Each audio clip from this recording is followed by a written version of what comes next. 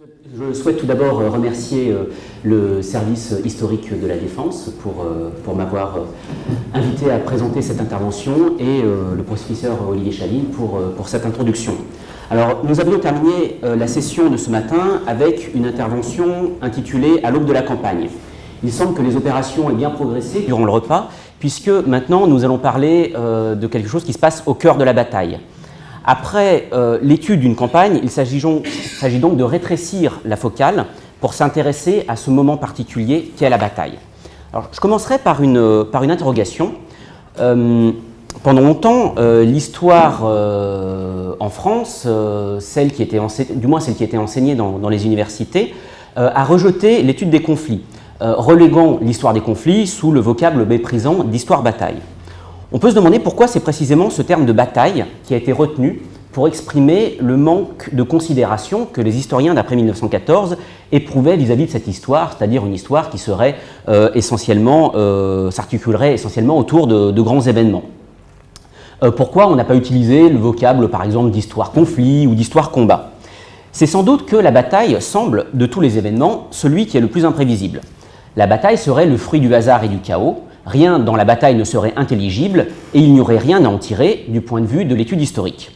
On pourrait analyser éventuellement les causes et les conséquences d'une bataille, mais l'événement lui-même serait trop soumis aux aléas de la chance pour être un objet d'étude sérieux. La meilleure preuve de ce caractère prétendument inintelligible de la bataille serait que ses acteurs eux-mêmes n'y comprendraient rien. On évoque souvent, à propos des batailles d'Ancien Régime, cette citation du journal de Stendhal qui évoque sa perception de la bataille de Bautzen en 1813. Comme témoin oculaire, il indique « Nous voyons fort bien, de midi à 3 heures, tout ce qu'on peut voir d'une bataille, c'est-à-dire rien ». Et on évoque à loisir l'attitude du jeune Fabrice Del Dongo à Waterloo, incapable même de comprendre qu'il a affaire à une bataille. Cependant, une lecture plus fine de la Chartreuse de Parme indique que si Fabrice n'y entend pas grand-chose, d'autres, comme les vétérans des guerres napoléoniennes ou même la cantinière qu'il est amené à rencontrer, arrivent à saisir son déroulement à partir d'éléments visuels, sonores ou olfactifs. Restituer ce que les hommes pouvaient percevoir alors même qu'ils étaient plongés au cœur d'un engagement, c'est justement l'un des enjeux de ce qu'on a appelé la nouvelle histoire-bataille. Il s'agit de refuser deux approches caricaturales. L'une qui voit la bataille comme le choc de deux volontés toutes puissantes, celle des généraux en chef, et l'autre, celle qui la voit comme un chaos totalement incompréhensible dont l'issue n'a que peu de rôle dans l'évolution des sociétés et des institutions. Et c'est dans ce courant de la nouvelle histoire-bataille que nous allons justement inscrire notre présentation qui porte sur les engagements qui ont eu lieu durant la guerre de succession d'Espagne. Nous allons donc accompagner les généraux, les officiers régimentaires et parfois même les simples soldats qui montent au feu.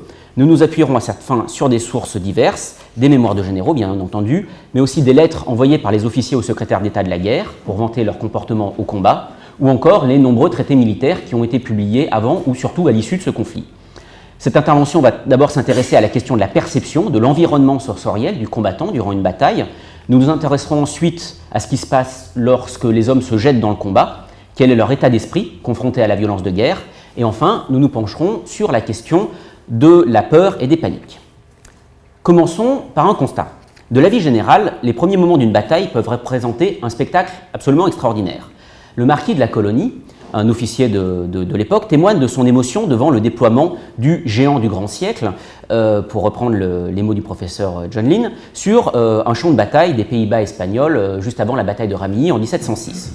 Il indique « Rien ne cachant les objets, on voyait l'armée dans un si bel ordre que jamais spectacle n'a été plus beau. L'armée ne faisait que d'entrer en campagne, l'air ni les fatigues n'en avaient pas encore terni le lustre, et tout inspirait de l'audace. » Le témoignage du comte de Mérode d'Esterlo, un officier espagnol servant la France puis les Alliés pendant la guerre, avant la bataille de Blenheim, fait écho à ce récit. Mérode d'Esterlo s'exclame ainsi « On ne saurait imaginer un plus beau spectacle. Les deux armées en bataille étaient si proches qu'elles se renvoyaient leurs fanfares de trompettes et de timbales. Quand les nôtres cessaient, les leurs recommençaient. Le plus beau soleil du monde faisait briller les armes de ces deux armées rangées dans une plaine. De l'une à l'autre, on distinguait la couleur des régiments. Une quantité d'officiers généraux et d'aides de camp couraient ça à là. C'était un coup d'œil magnifique et impossible à décrire. Ce grand et magnifique prélude dura plus de 2 heures. Ces deux descriptions correspondent vraiment au goût du grand siècle pour les spectacles, qu'il s'agisse du théâtre ou de l'opéra. De même, lorsqu'il cherche à trouver des équivalents à la contemplation d'une armée en bataille, le chevalier de Quincy évoque les comédies, les opéras et les carrousels. Incontestablement, la grande bataille et l'opéra partagent de multiples points communs. C'est tout d'abord un spectacle de tous les sens. La musique est surtout martiale, mais il arrive parfois qu'elles soient un peu plus élevées. Ainsi, l'armée de Lombardie compte-t-elle dans ses rangs une demi-douzaine de joueurs de hautbois et de bassons. On peut se souvenir qu'au siège de Lérida, Condé avait fait ouvrir la tranchée au son des violons. C'est un spectacle donc, et les acteurs ont mis leurs plus beaux costumes. Certains officiers demandaient effectivement à leurs soldats, pendant la campagne, de marcher avec leurs vêtements à l'envers pour que l'endroit soit impeccable au jour de la bataille. Il s'agissait autant de donner aux soldats confiance en eux par leur bel air et d'impressionner l'adversaire que de se rehausser par rapport au régiment d'à côté.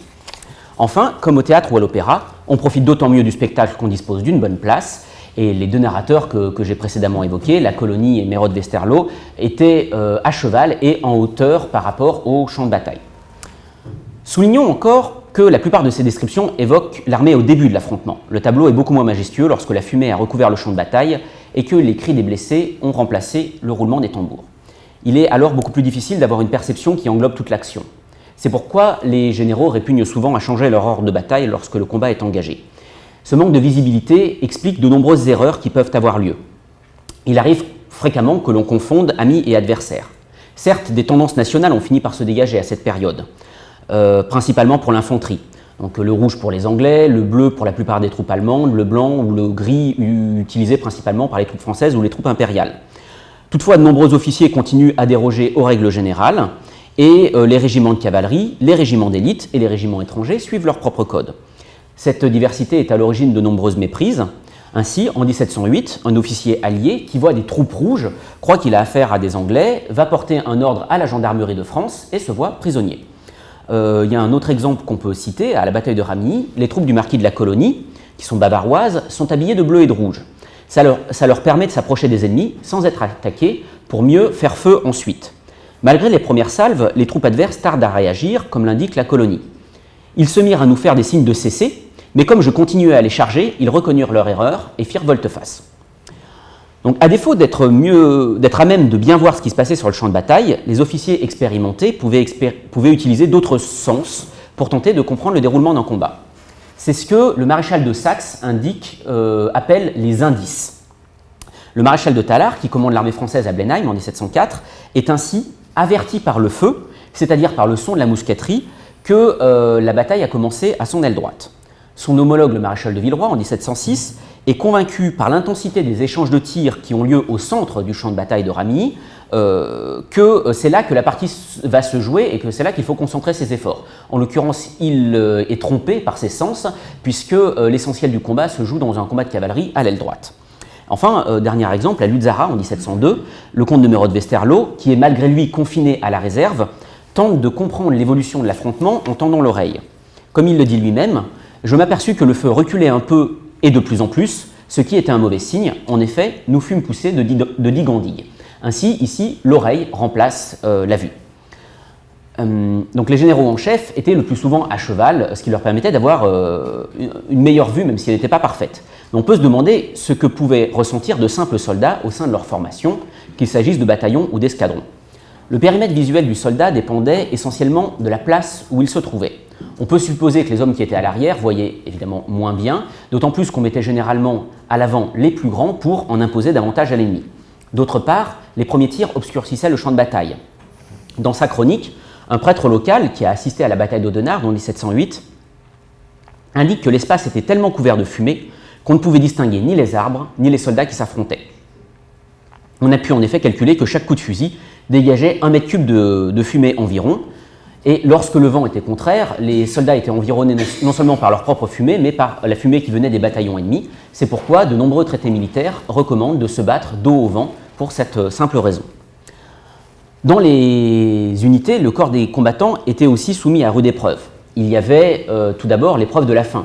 Certes, le maréchal de Puységur recommande aux généraux, lorsqu'ils sentent que l'action est proche, de distribuer pour 4 jours de vivres à leurs soldats. Mais souvent, l'armée était mal ravitaillée ou la bataille pouvait arriver à l'improviste.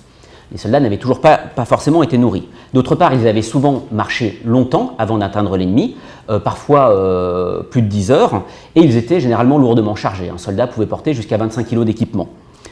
Dans ces circonstances extrêmes, la chaleur corporelle pouvait monter très vite. La plupart des batailles ont lieu à la fin du printemps ou en été. Certains militaires se sont trop chaudement habillés. Le maréchal de Saxe indique que souvent, les soldats, lorsqu'ils savent qu'un engagement est proche, mettent sur eux toutes leurs chemises pour être sûrs de les conserver, même s'ils perdent leurs bagages à l'issue d'une défaite. Dans ces conditions, certains soldats ne sont pas loin de l'évanouissement. Ce phénomène est pris en compte par les militaires contemporains dans leurs traités. Ainsi, le marquis de Santa Cruz conseille de ménager les hommes pour préserver leur potentiel de combat. Il indique « L'infanterie ne doit pas aller à la charge d'un pas trop vite, parce que l'altération d'un pouls extrêmement agité fait qu'on ne tire point si juste, qu'on entend moins les ordres et qu'on perd plus facilement haleine. Les soldats doivent également supporter un environnement auditif pénible. Au début se déchaîne le bruit du canon. Ce bruit devient de plus en plus fort au fur et à mesure que l'on se rapproche de l'adversaire, et c'est alors que se perçoit le bruit des salves de fusil. Les jeunes recrues sont souvent terrorisés à ce moment-là, et c'est à ce moment, justement, que les officiers doivent veiller à ce qu'elle ne fuit pas. Il semble cependant qu'au fil des batailles, Louis finisse par s'habituer. Tous les auteurs reconnaissent ainsi qu'on identifie les vieux officiers et les vieux soldats précisément au fait qu'ils sont mieux accoutumés que les autres au bruit du canon et du mousquet. On parle vraiment du bruit, on ne parle pas du spectacle, on ne parle pas non plus de l'odeur de la poudre, mais vraiment du bruit. Et ça revient dans de très nombreux traités ou de très nombreuses relations de l'époque. En fait, cette question du bruit des premiers feux est loin d'être anecdotique. Elle marque véritablement, pour les hommes en marche, le commencement du combat. Et c'est sans doute à ce moment-là que naît une peur spécifique, celle de la bataille. De nombreuses études ont montré, de l'Antiquité à la Seconde Guerre mondiale, que c'est au moment où on entre, d'un point de vue sensoriel, dans la bataille, que la peur se manifeste physiologiquement et que les corps se relâchent. Alors bien sûr, les relations des défaites françaises de la guerre de succession d'Espagne manifestent une grande pudeur sur cette question, pudeur que n'ont pas nécessairement les chansonniers, qui évoquent ainsi l'attitude de Villeroy à la bataille de Ramillies, en indiquant « Villeroy voulait combattre, mais quand il fut en présence, qu'il entendit les canons, il eut si grand peur aux fesses qu'il fit tout sur ses talons. » Donc là encore, c'est le bruit qui est le marqueur du combat. Pour diminuer justement la peur engendrée par cet environnement sensoriel hostile, certains auteurs recommandent de faire jouer aux hommes des airs belliqueux et engageants. Les soldats, en revanche, étaient défendus de parler. Cette interdiction revient comme un véritable leitmotiv dans les traités et les instructions officielles. Elle était officiellement destinée à permettre aux officiers de faire entendre leurs ordres, comme le dit Quincy. Le bataillon observe un grand silence, personne ne devant parler que le commandant ou le major par son ordre. Il faut que ces paroles soient courtes, claires et sans ambiguïté. Là encore, l'objectif est de garantir aux cadres le plus grand contrôle possible sur leur formation. On craint les effets du bavardage qui, toujours selon Quincy, fait souvent rompre le bataillon. Le père Daniel, dans un traité militaire paru en 1721, a remarqué cette évolution fondamentale de l'art militaire européen. Il indique « On n'observe jamais un plus grand silence dans les armées que quand elles sont sur le point d'en venir en main. Chacun est alors attentif aux ordres des officiers, les subalternes à ceux des généraux et les soldats à ceux des subalternes. On n'entend que le bruit des tambours, des fifres et des trompettes. » Les soldats, qui sont déjà contraints dans leurs mouvements et dans leur corps, ne peuvent ainsi pas exorciser leurs angoisses en libérant leur voix. Or, l'exercice de la parole est essentiel avant le combat, puisque cela permet aux hommes de sortir de la coquille dans laquelle la peur les plonge. Il est cependant une circonstance où les soldats se voient autorisés à s'exprimer, et même à crier, c'est celui de la charge. C'est à ce moment-là, en effet, que l'énergie individuelle devient plus déterminante que l'obéissance collective. Guignard indique qu'un bataillon qui arrive à une distance suffisante de l'ennemi pour attaquer à la baïonnette doit doubler le pas, rompre le silence en criant « Tue, tue » et « Vive le roi ». C'est ce qu'on appelle le cri d'armes ou cri de guerre, dont la fonction est justement, comme l'a écrit Olivier Chaline, ici présent, dans son ouvrage sur la bataille de la Montagne Blanche, de sortir chacun de l'isolement auquel le condamne sa propre peur, de rassembler les forces pour faire du régiment, voire de l'armée, la somme de tous les courages, plutôt qu'une foule désordonnée et terrifiée. Cependant, le cri d'armes est de moins en moins apprécié par les officiers à l'aube du XVIIIe siècle, tant il est contraire aux exigences de contrôle de l'officier sur la troupe. Le traité du marquis de Santa Cruz, l'un des rares auteurs qui soit favorable à cette pratique, note qu'il est en voie de disparition sur les champs de bataille européens. De fait, les occurrences du « Vive le roi » dans l'armée française, lors des batailles que j'ai étudiées, laissent entrevoir une inflexion du rôle du cri de guerre. Il est parfois lié à une manifestation d'enthousiasme des soldats qui viennent de remporter un engagement. Mais surtout, on recourt à cette exclamation lorsque la situation semble mal tournée et que les officiers cherchent à relancer le courage de leurs hommes par n'importe quel expédient. C'est ce qui se passe à Blenheim lorsque les dragons qui sont enfermés dans le village de Blenheim tentent une dernière sortie. Une lettre de l'époque indique « Hors d'espérance de secours de l'infanterie qui était ou rendue ou hors de combat, on leur fit encore crier « Vive le roi !» Le comte de Meureux de Westerlo confirme ce fait. À la bataille de Lutzara, l'armée française recule. Il indique que quoi que l'on fit crier 2 ou 3 fois « Vive le roi !» par toute l'armée, ce que les Français font, à ce que j'ai remarqué, quand leurs affaires ne vont pas trop bien. Le cri de guerre est ainsi devenu, à la fin du règne de Louis XIV, moins un facteur décisif du courage des soldats qu'un expédient désespéré pour leur faire oublier leur peur. On touche là une des contradictions du discours français sur la guerre au début du XVIIIe siècle. La plupart des auteurs insistent sur la supériorité du fer sur le feu, que ce soit pour la cavalerie ou pour l'infanterie. Mais ils conçoivent toujours le bataillon ou l'escadron comme une structure rigide qu'il faut absolument maintenir en ordre. Il y a 2 facteurs. On peut penser que les officiers considèrent surtout leurs soldats comme des déserteurs en puissance, et surtout on conçoit moins l'art militaire comme une affaire de bravoure personnelle que comme une question de discipline et comme l'effet d'une sorte de courage collectif. L'historien du prince Eugène s'exclame ainsi, en évoquant les forces impériales marchant au retranchement de Turin, « Quelle fierté de marche, quel ordre partout, quel silence ! La valeur, la discipline et le contrôle, voici les 3 principes directeurs de la guerre à la fin du règne de Louis XIV, énoncés en une seule exclamation. » Mais comment réagissaient les soldats lorsqu'ils étaient effectivement plongés au cœur du combat, lorsque les boulets, les balles ou les coups de sabre pleuvaient? Comment se comportaient-ils lorsqu'ils faisaient l'expérience de leur propre vulnérabilité? En fait, la sensation de vulnérabilité peut prendre des formes multiples. Tous les soldats savent que le danger n'est jamais absent sur un champ de bataille. Comme l'a résumé le maréchal de Vauban, l'esprit du soldat a toujours la mort présente à 20 pas de soi. De nombreux récits nous montrent des soldats acceptant la mort dans un don de soi héroïque dans la veine de la culture de l'endurance. N'en prenons qu'un, celui de la bataille lors de la bataille d'Audenarde. Les relations indiquent sur l'héroïsme des cavaliers français qui doivent subir le feu de l'infanterie adverse sans pouvoir les attaquer. Entre de multiples relations enthousiastes, on peut prendre celle de Saint-Hilaire qui indique « La gendarmerie, qui se trouva exposée au plus grand feu des ennemis, le soutint longtemps, avec une valeur et un sang-froid d'autant plus grands qu'elle n'était pas échauffée par la chaleur de l'action, qui ne laisse pas le temps d'envisager le péril. » Qu'il soit toutefois permis de penser que tous les soldats français ne manifestaient pas un tel héroïsme. Les relations d'époque, c'est vrai, préfèrent ne pas évoquer la peur ressentie, ni les quelques gestes que l'on peut faire pour se protéger. Ce qui est frappant, c'est que les traités militaires non plus ne l'évoquent pas. La seule exception que j'ai trouvée est le marquis de Santa Cruz, qui explique, qui donne des conseils aux soldats pour se protéger des coups de fusil, qu'ils soient dans l'infanterie ou la cavalerie. Pourtant, on a du mal à croire que la plupart des soldats français aient été capables d'un stoïcisme inébranlable lorsque l'on s'intéresse à l'expérience vécue par une formation prise sous le feu ennemi. Le baron de Montigny-Languet, qui a été pris sous un feu de mousqueterie à Blenheim, évoque dans une lettre des balles qui pleuvent de tous côtés.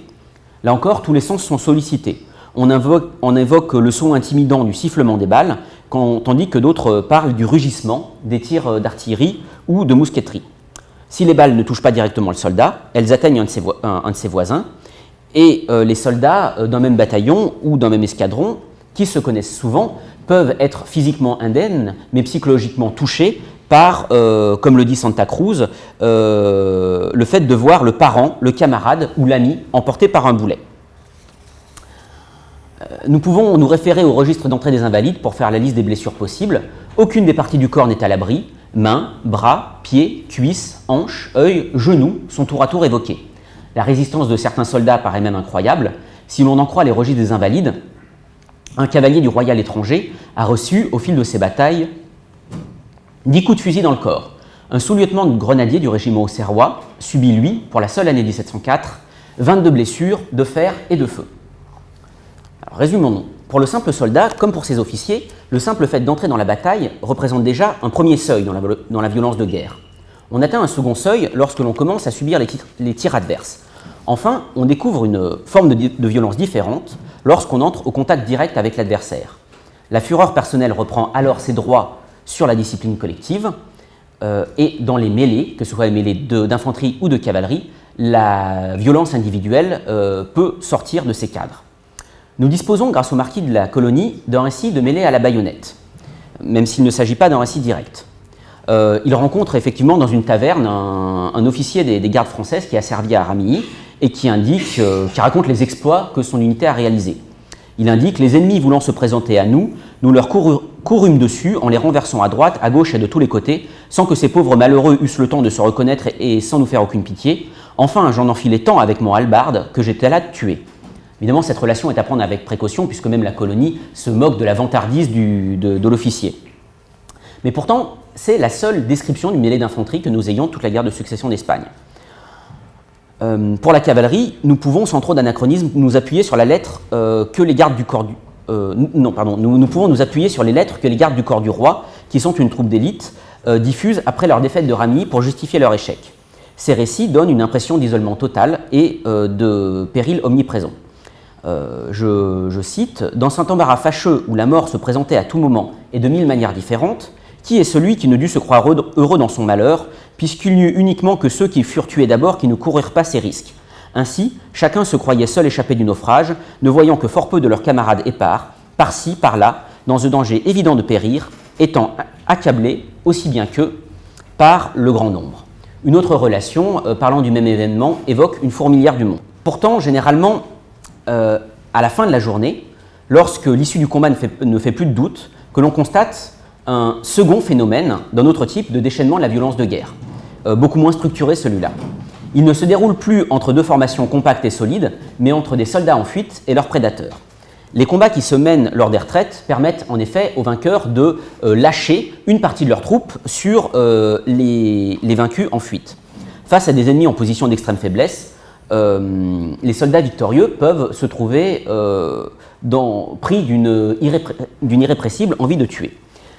Les scènes les plus terribles ont peut-être lieu lors de la bataille de Blenheim. Les bataillons français de la seconde ligne de l'aile droite sont sacrifiés pour couvrir la retraite des autres troupes. Ils se voient entièrement taillés en pièces. Les escadrons français sont ensuite rattrapés par les Alliés. Certains, qui sont bloqués par une sinuosité du Danube, préfèrent alors risquer le passage du fleuve.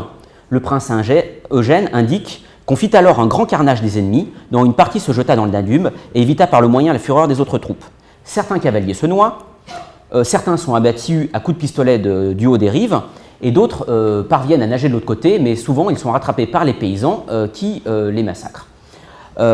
Notons enfin, au titre des scènes de cauchemar, les épisodes qui voient des hommes périr sans même combattre. Les troupes coincées dans le village de Blenheim furent ainsi, dans une situation affreuse, incommodées par les maisons du village tout en feu. Ainsi, la violence, lorsqu'elle quitte les bornes que l'institution militaire lui a assignées, est d'autant plus dure qu'elle est déployée par des hommes qui ont besoin, après une journée éprouvante, de se délivrer de la peur qui les a tenaillés pendant plusieurs heures d'affilée. La violence donnée n'est à ce titre qu'une des formes de manifestation de la peur. La peur pouvait, à l'inverse, mener à des phénomènes de refus du combat. On peut maintenant se demander justement comment on passe de la peur, qui se comprend bien au vu de tout ce que l'on a évoqué, à la fuite ou à la panique. Comment le sentiment de peur peut se communiquer par contamination de quelques soldats à toute une formation ou à toute une armée. Alors, les formes de refus du combat sur un champ de bataille étaient multiples. Il y a d'abord la fuite individuelle.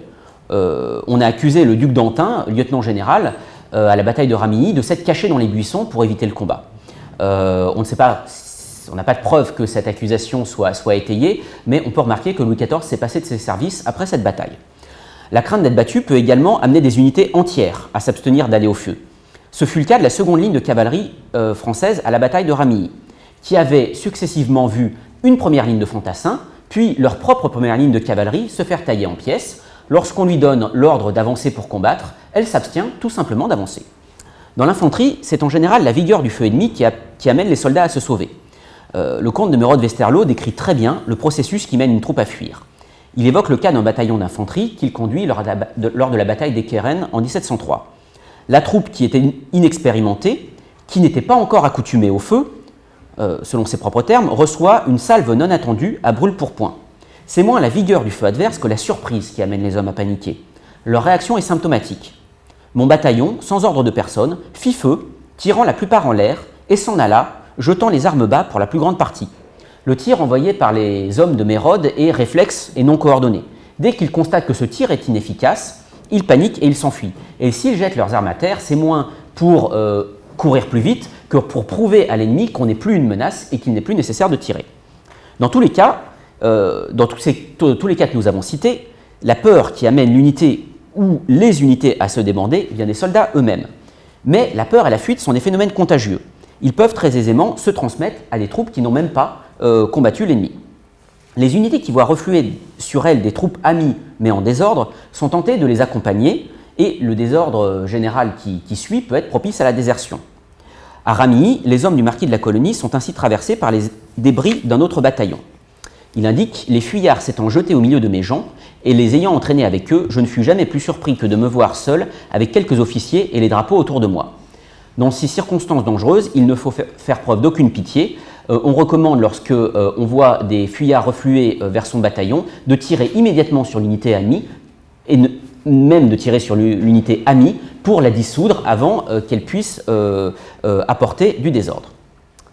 Enfin, la peur peut se répandre comme une traînée de poudre dans une armée entière. C'est ce que Paul Hay du Chastelet, un auteur du milieu du XVIIe siècle, appelle la terreur panique. Ce qui la caractérise, c'est qu'elle naît sans qu'on en sache la cause et même sans qu'il y en ait une qui soit apparente. Les défaites françaises de la guerre de succession d'Espagne présentent deux cas d'école. La première a lieu à Ramilly, elle concerne la gauche de la cavalerie française qui n'a pas encore combattu alors que la retraite est donnée. À un moment, le moral de 50 escadrons craque subitement. Un officier irlandais au service de la France le remarque ainsi: « Nous n'avions pas fait 40 yards pour notre retraite que les mots, sauf qui peut, se répandirent dans la plus grande part, si ce n'est dans toute l'armée, et la mirent tout entière en confusion. On pouvait alors presque voir des brigades entières courir en désordre. » Toutes les sources attestent de ce mouvement irrépressible. Le second épisode d'une telle panique a lieu quelques mois plus tard, lors de la bataille de Turin. Il concerne la partie de l'armée française qui se retire après avoir été chassée des retranchements, mais là encore qui n'a pas combattu. Donc on indique les Français, quoique plus forts que les Allemands, furent saisis tout à coup d'une des plus grandes épouvantes à cause de quelques fuyards. Ils abandonnent dans l'instant leur camp et tout le bagage, et se croyant heureux de pouvoir sauver leur vie, ils se précipitent les uns sur les autres en gagnant le chemin de Pignerol sans qu'on leur tirât un seul coup. On peut dégager quelques points communs de ces deux paniques. Tout d'abord, elles ont lieu lors d'une retraite, lorsque les troupes savent que la bataille est perdue. Elles touchent des unités qui ne sont pas directement menacées par l'ennemi. Et il y a à chaque fois un élément déclencheur d'une importance mineure. Quelques coups de feu, le spectacle de fuyards, les cris de détresse lancés par quelques soldats. Enfin, lorsqu'une panique a commencé, elle se répand dans toutes les directions, dans tous les corps de l'armée. Personne ne veut se voir le dernier à faire face à l'ennemi. Les relations attestent que les hommes terrorisés se caractérisent par un état de surdité et d'aveuglement. Dans ces circonstances, le rôle des officiers est de sortir les soldats de leur hébétude. Il s'agit de faire beaucoup de bruit et force gesticulations. Ainsi, lorsque la colonie se trouve face à un état de panique de son propre bataillon, il réagit immédiatement. La rage et la douleur s'emparèrent de mes sens. Je me mis à crier en allemand et en français comme un démoniaque, je donnai toutes sortes de noms à mes grenadiers, je m'emparai du drapeau colonel que je plantais auprès de moi, et à force de crier, j'attirai le regard de plusieurs. Le conseil que donne l'auteur anonyme d'un traité de la guerre, resté manuscrit, est de s'adresser aux hommes par leur propre nom. Le soldat, ainsi interpellé, cesse d'être le simple élément d'une foule anonyme, et la honte ou le sens de l'honneur peuvent reprendre le pas. Il peut aussi être nécessaire de leur faire violence. À Ekeren, Mérode Westerlo est forcé d'agir. M'étant jeté pied à terre, l'épée à la main, j'en arrêtais plus de 300. Cependant, les soldats sont conscients que leurs officiers iront jusqu'aux extrémités pour les empêcher de fuir. Il arrive alors qu'ils les blessent ou qu'ils les tuent délibérément pour pouvoir mieux s'échapper. Alors qu'il veut arrêter les soldats du régiment royal qui sont mis en fuite par des ennemis, de Nonville, un brigadier d'infanterie, est frappé d'un coup de baïonnette dans la cuisse par ses propres troupes. Il est temps maintenant de conclure cette tentative de restitution de l'environnement sensoriel du combattant au début du XVIIIe siècle. Il s'agit d'abord de reconnaître à nouveau que la bataille d'Ancien Régime reste nécessairement un territoire inconnu de l'expérience de l'historien, surtout s'agissant de générations qui, fort heureusement, n'ont pas eu à faire la guerre. Celui-ci, l'historien, peut cependant recenser les signes de la bataille, ceux qui permettent de comprendre que l'on a affaire à une bataille, ceux qui permettent de saisir partiellement comment elle se déroule. C'est justement à la capacité à reconnaître ces signes que l'on voit les vieux soldats. La bataille s'offre à ces acteurs d'abord sous la forme d'un spectacle majestueux. Rapidement, cependant, ce tableau impressionnant cède la place à une réalité beaucoup plus sordide. Les soldats, surtout les jeunes recrues, entrent en se rapprochant de l'ennemi, dans une zone de vulnérabilité. L'ouïe est alors peut-être le sens le plus sollicité. C'est la première phase de la violence de guerre. Il y a ensuite l'entrée sous le feu ennemi. Puis, c'est l'expérience du combat au corps à corps. Mais celle-ci est, sauf dans quelques grandes batailles, davantage l'exception que la règle. Enfin, l'armée vaincue peut se retrouver dans une situation de retraite qui peut bien vite dégénérer en panique. Et là, c'est toute l'armée qui est touchée si on n'y prend pas garde. L'expérience du combat est, répétons-le, incommunicable.